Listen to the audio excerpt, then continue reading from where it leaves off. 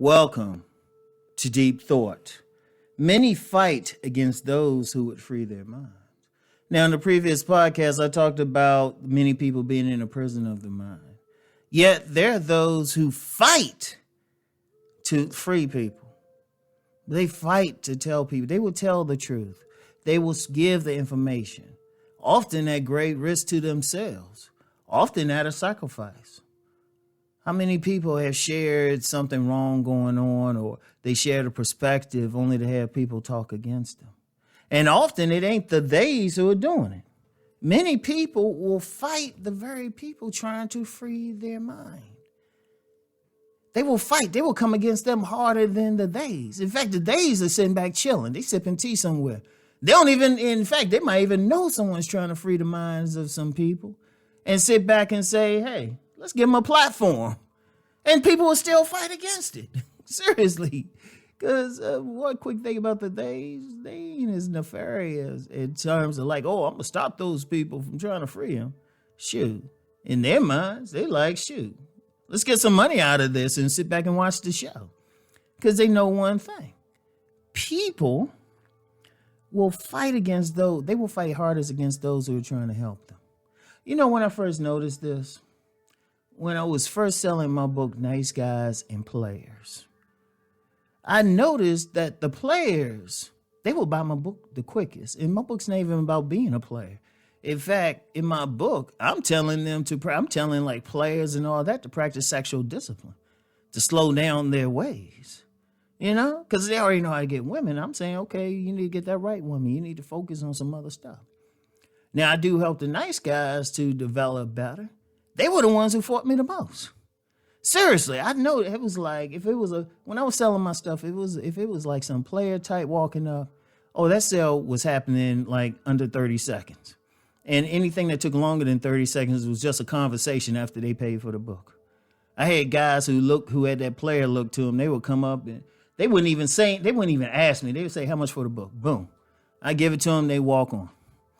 The nice guys, the guys who needed the most, I got the most arguments from them. Indeed, I could tell my most negative reviews came from guys who barely read the book. You know, I do live seminars. They be the ones challenging and then saying, hey, I want to get a woman and everything. And I'm like, well, wait a minute. I'm trying to free your mind because that's ultimately what my book is on. You know, they will fight. And everybody else could say that. Shoot, hey, you know, the ancestor Harriet Tubman, she said she could have freed more slaves if they knew they were slaves. And you'll get that. How often have, you know, some people trying to enlighten others? They could be family members, people in your social circle, and they fight against you harder than anybody else.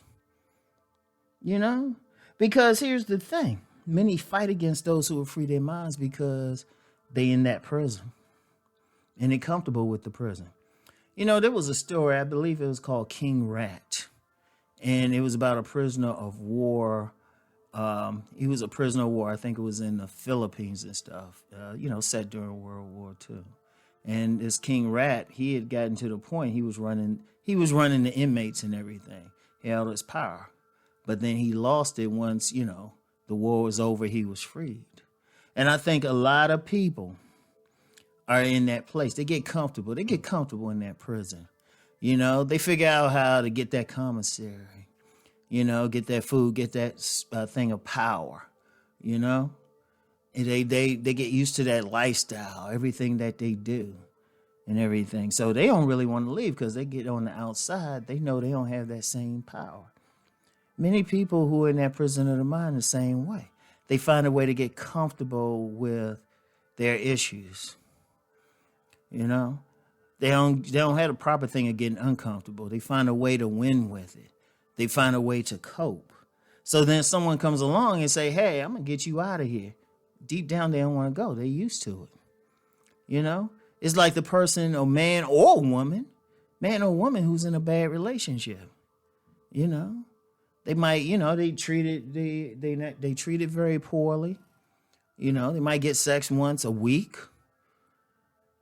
You know, they put down, they're not doing what they want to do in life, but they found a way to be comfortable in that situation, so they stay there. Even though there are certain ways they can get out of it and should get out of it if they're not growing. but they comfortable. Or people comfortable in a job that's treating them poorly, but that job is still going to pay them, even though if they were to honestly leave and get something else, they would actually do better. But they comfortable in it. See, when someone's comfortable, they get comfortable. You can't tell them something's different. It's like that concept about the Matrix. You know, in the first Matrix, shoot, Cypher, he was actually comfortable in the Matrix. He was like, he didn't like the real world, so he wanted to go back. Many people are in that same position. They don't want to go back. They don't want to do what they can do.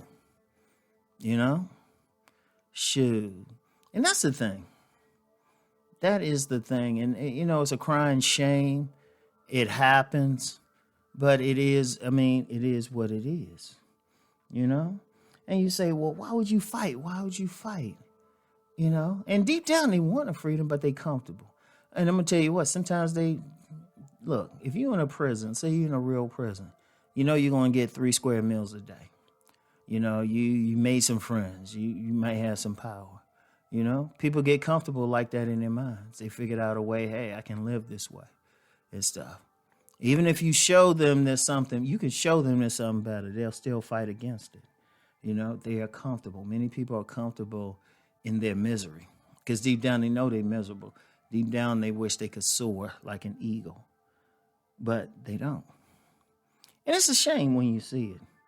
You know, you fight against the very people that are trying to free you. I mean, you'll fight them. You'll fight them harder. You'll fight them harder than the person who put you into the prison. Shoot, if you're going to fight, that's when you should have been fighting. But you get comfortable with it. You know? And it's a shame, and you know what? It happens. That's why you have many people, you have whole groups of people, they can get stuck someplace. They figured out a way to deal with it. Oh, I can go deeper with this.